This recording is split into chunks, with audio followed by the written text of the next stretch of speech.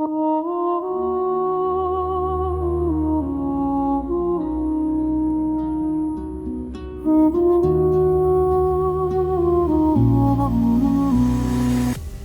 tym odcinku usłyszysz o głośnych procesach Stephena Griffithsa i doktora Samuela Sheparda, a także o jednej z największych pomyłek sądowych w historii Szkocji związanej z morderstwem Marion Gilchrist. Poznasz losy seryjnych morderców Petera Kudzinowskiego, Larry'ego Eilera i Olega Rylkowa. Cofniemy się również do tragedii nad Lockerbie, katastrofy lotniczej w Faro oraz potężnego trzęsienia ziemi w Japonii. Nie zabraknie przełomów naukowych, takich jak misja Apollo 8 i narodziny wybitnych uczonych Thomasa Grahama oraz Hermana Josepha Mullera.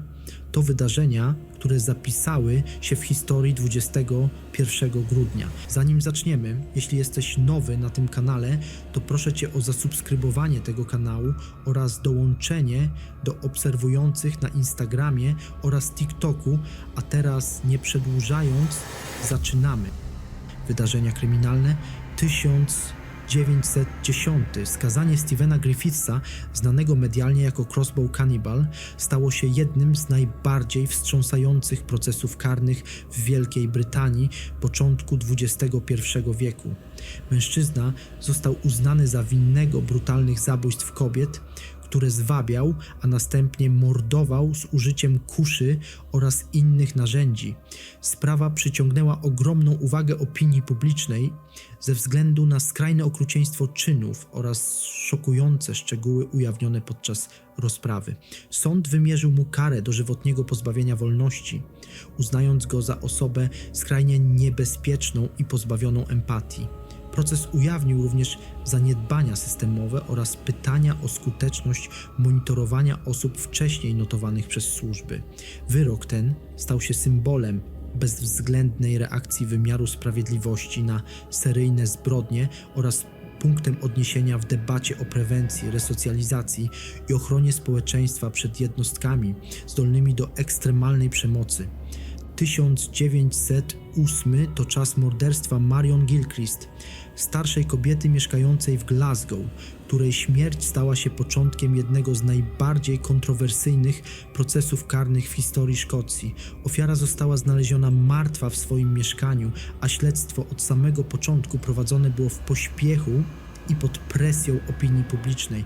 Policja skupiła się na Oscarze Slaterze, imigrancie niemieckiego pochodzenia, którego oskarżono głównie na podstawie niejednoznacznych poszlak oraz sprzecznych zeznań.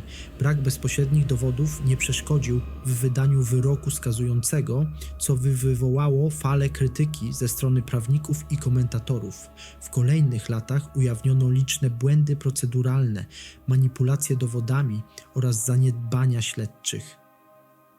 Sprawa Marion Gilchrist stała się przykładem poważnej pomyłki sądowej i przyczyniła się do dyskusji na temat rzetelności procesów karnych, praw oskarżonych oraz konieczności reform w systemie wymiaru sprawiedliwości. 1954 przyniósł proces doktora Samuela Sheparda, amerykańskiego neurochirurga oskarżonego o zamordowanie własnej żony w ich domu w stanie Ohio. Kobieta została znaleziona martwa w sypialni, a śledztwo bardzo szybko skoncentrowało się na mężu, mimo braku jednoznacznych dowodów bezpośrednich. Postępowaniu od początku towarzyszyła ogromna presja medialna, sensacyjne nagłówki oraz uprzedzenia opinii publicznej. Sala sądowa była przepełniona dziennikarzami, a sposób prowadzenia procesu naruszał podstawowe zasady bezstronności. Obrona wielokrotnie wskazywała na możliwość udziału nieznanego napastnika, jednak argumenty te zostały zignorowane. Shepard został skazany, a wyrok wywołał szeroką krytykę środowisk prawniczych. Po latach sprawa trafiła ponownie przed sąd, a wcześniejsze orzeczenie uznano za rażąco niesprawiedliwe. Proces ten stał się klasycznym przykładem wpływu mediów na wymiar sprawiedliwości oraz ostrzeżeniem przed pochopnym skazywaniem bez rzetelnych dowodów. Rodziny i śmierć największych morderców. 1929 to moment zakończenia życia Petera Kudzinowskiego, amerykańskiego seryjnego mordercy, którego działalność wzbudzała strach i zainteresowanie opinii publicznej. Po długim śledztwie oraz procesie sądowym został uznany za winnego wielu brutalnych zabójstw popełnianych na terenie kilku stanów. Dowody przedstawione w sądzie obejmowały zeznania świadków, rekonstrukcję zbrodni oraz przyznanie się do części czynów. Kara była najsurowsza z możliwych i została wykonana w więzieniu stanowym w Trenton w stanie New Jersey przy użyciu krzesła elektrycznego. Egzekucja zakończyła sprawę, która przez lata była symbolem walki organów ścigania z przestępczością seryjną. Historia Kudzinowskiego stała się przestrogą przed eskalacją przemocy oraz przykładem bezwzględnej reakcji wymiaru sprawiedliwości wobec sprawców wielokrotnych morderstw. Sprawa ta do dziś pojawia się w analizach kryminologicznych, publikacjach historycznych oraz materiałach edukacyjnych dotyczących kary śmierci i jej roli w systemie prawnym Stanów Zjednoczonych.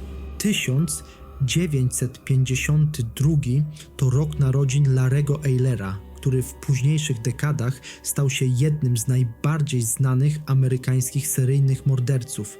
Przyszedł na świat w miejscowości Crawfordsville w stanie Indiana i dorastał w środowisku naznaczonym przemocą, odrzuceniem oraz problemami emocjonalnymi.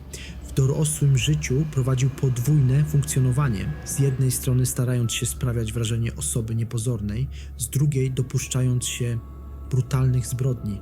Eiler był odpowiedzialny za liczne zabójstwa młodych mężczyzn, których ofiary były torturowane i porzucane w odosobnionych miejscach.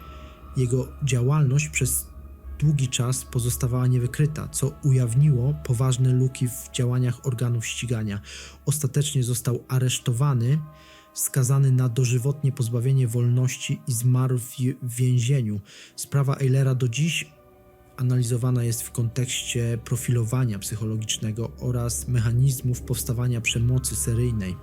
1966 to rok narodzin Olega Wiktorowicza Rylkowa, rosyjskiego seryjnego mordercy, którego działalność przestępcza została ujawniona wiele lat później. Urodził się w mieście Zielenodolsk na terenie Rosji i dorastał w realiach radzieckiej codzienności naznaczonej dyscypliną oraz ograniczonym dostępem do pomocy psychologicznej. W dorosłym życiu Rylkow prowadził pozornie zwyczajne funkcjonowanie, jednocześnie dopuszczając się brutalnych zabójstw, których ofiarami były przypadkowo wybrane osoby. Jego zbrodnie charakteryzowały się przemocą i brakiem motywu rabunkowego, co utrudniało śledztwo. Organy ścigania przez długi czas nie potrafiły połączyć spraw w jedną serię. Po zatrzymaniu i procesie sądowym został skazany na długoletnie pozbawienie wolności. Sprawa Rylkowa stała się przedmiotem analiz kryminologicznych dotyczących seryjnych zabójców w postsowieckiej Rosji oraz skutków zaniedbań społecznych i psychologicznych w systemie wychowania. Katastrofy 1988. Bombowy atak na samolot linii Pan Am Flight 103 był jednym z najbardziej wstrząsających aktów terroru w historii lotnictwa cywilnego. Maszyna lecąca nad szkockim miasteczkiem Lockerbie została zniszczona w powietrzu na skutek eksplozji ładunku wybuchowego umieszczonego w luku bagażowym.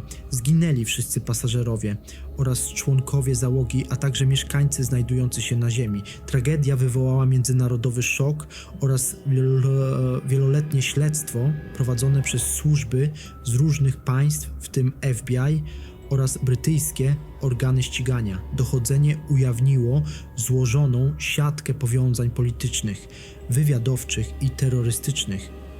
Sprawa przez dekady wpływała na relacje dyplomatyczne, sankcje oraz debaty dotyczące bezpieczeństwa lotów. Katastrofa ta stała się symbolem zagrożeń ery nowoczesnego terroryzmu oraz punktem odniesienia dla zmian w procedurach kontroli pasażerów i bagażu na całym świecie. Jej konsekwencje odczuwalne są do dziś w szkoleniach personelu lotniczego, systemach kontroli oraz świadomości pasażerów podróżujących samolotami na długich trasach międzykontynentalnych wymagających podwyższonych standardów bezpieczeństwa globalnego lotniczego współczesnego. 1992 to rok katastrofy lotniczej rejsu Martinair Flight 495, do której doszło podczas podejścia do lądowania na lotnisku w Faro w Portugalii. Samolot typu McDonnell Douglas DC-10 napotkał wyjątkowo trudne warunki atmosferyczne, w tym silny deszcz, porywisty wiatr oraz ograniczoną widoczność. W trakcie manewru lądowania maszyna straciła stabilność, uderzyła w pas startowy i rozpadła się, po czym doszło do pożaru. Na pokładzie znajdowały się osoby podróżujące głównie w celach turystycznych, wracające z wakacji. W wyniku katastrofy zginęło 56 osób, a wielu pasażerów odniosło poważne obrażenia.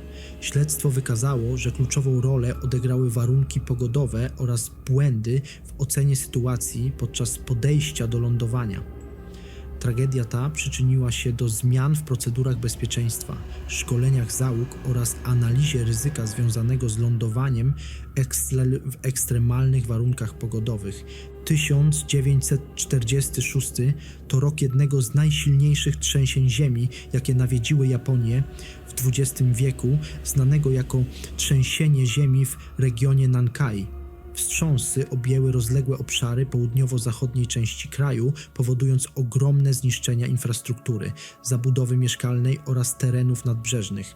Zjawisko miało magnitudę szacowaną między 8,1 a 8,4, co doprowadziło do zawalenia tysięcy budynków.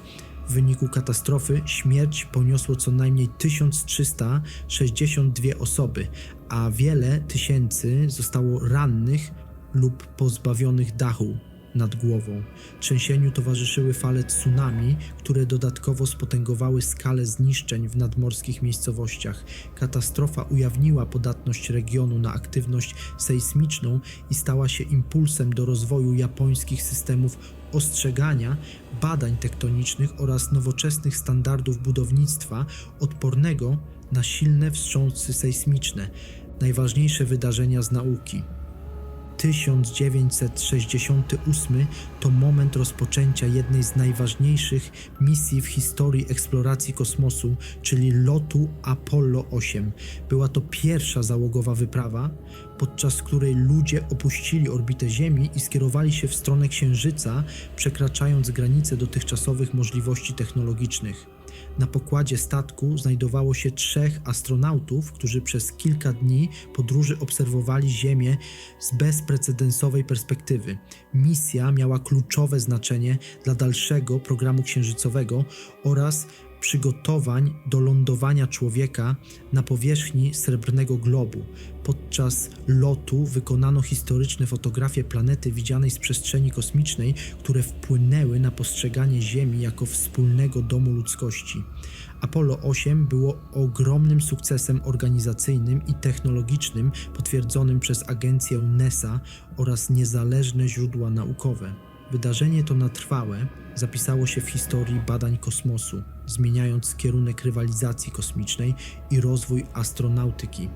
1805 to rok narodzin Thomasa Grahama, szkockiego chemika, który odegrał kluczową rolę w rozwoju chemii fizycznej i badań nad zachowaniem gazów. Urodzony w Wielkiej Brytanii, już we wczesnych latach kariery naukowej wykazywał zainteresowanie procesami dyfuzji oraz strukturą materii. Największą sławę przyniosło mu sformułowanie prawa dyfuzji gazów, które opisywało zależność między szybkością dyfuzji a masą cząsteczkową substancji. Odkrycie to miało ogromne znaczenie dla chemii, fizyki oraz późniejszego rozwoju technologii przemysłowych. Graham zajmował się również badaniami nad koloidami i stanami pośrednimi materii, wprowadzając pojęcia, które do dziś funkcjonują w nauce. Jego prace wpłynęły na sposób rozumienia procesów molekularnych oraz na rozwój nowoczesnych metod badawczych. Thomas Graham uznawany jest za jednego z ojców chemii fizycznej, a jego dorobek pozostaje fundamentem wielu współczesnych dziedzin nauki. 1889 to rok narodzin Hermana Józefa Müllera, wybitnego amerykańskiego genetyka, którego odkrycia na trwałe zmieniły sposób rozumienia dziedziczenia i wpływu czynników zewnętrznych na materiał genetyczny. Od wczesnych lat kariery naukowej zajmował się badaniami nad mutacjami oraz mechanizmami zmian zachodzących w genach. Najważniejszym osiągnięciem Müllera było udowodnienie mutagennego działania promieniowania, co wykazało, że czynniki fizyczne mogą powodować trwałe zmiany w deoksyrybonukleinie. Odkrycie to miało ogromne znaczenie nie tylko dla genetyki, lecz także dla medycyny, biologii ewolucyjnej oraz badań nad skutkami promieniowania jonizującego. Jego prace stały się podstawą regulacji bezpieczeństwa w energetyce jądrowej i diagnostyce medycznej. Za swoje osiągnięcia Müller otrzymał Nagrodę Nobla, a jego dorobek do dziś stanowi fundament współczesnej genetyki eksperymentalnej oraz badań nad mutacjami dziedzicznymi. Przesilenie zimowe to zjawisko astronomiczne występujące na półkuli północnej w momencie, gdy Słońce znajduje się najniżej nad horyzontem w ciągu całego roku. Oznacza to dzień o najkrótszym czasie trwania światła słonecznego oraz noc trwającą najdłużej w skali roku. Z punktu widzenia astronomii jest to oficjalny początek zimy związany z nachyleniem osi Ziemi względem Słońca. Od tego momentu długość dnia zaczyna się stopniowo zwiększać, a noce z każdym kolejnym dniem stają się coraz krótsze, choć zmiana ta początkowo jest niemal niezauważalna. Na półkuli południowej w tym samym czasie zachodzi zjawisko przeciwne, czyli przesilenie letnie charakteryzujące się najdłuższym dniem w roku. Dokładny moment przesilenia nie jest stały i może wypadać w różnych godzinach, zależnie od roku kalendarzowego oraz ruchu Ziemi. Zjawisko to od wieków inspirowało wierzenia, obrzędy i tradycje związane z odrodzeniem światła, cyklem natury oraz symbolicznym zwycięstwem dnia nad nocą. Jeśli któryś z dzisiejszych tematów szczególnie Was zainteresował i chcielibyście zobaczyć osobny, dokładniejszy materiał, napiszcie o tym w komentarzach. Zostawcie też kciuk w górę, jeśli po dzisiejszym odcinku 21 grudnia przestał być dla Was zwykłą datą w kalendarzu. Przypominam, że codziennie pojawiają się tu historie wydarzeń z tego samego dnia na przestrzeni lat. Dlatego zapraszam również do kolejnych odcinków. Do następnego.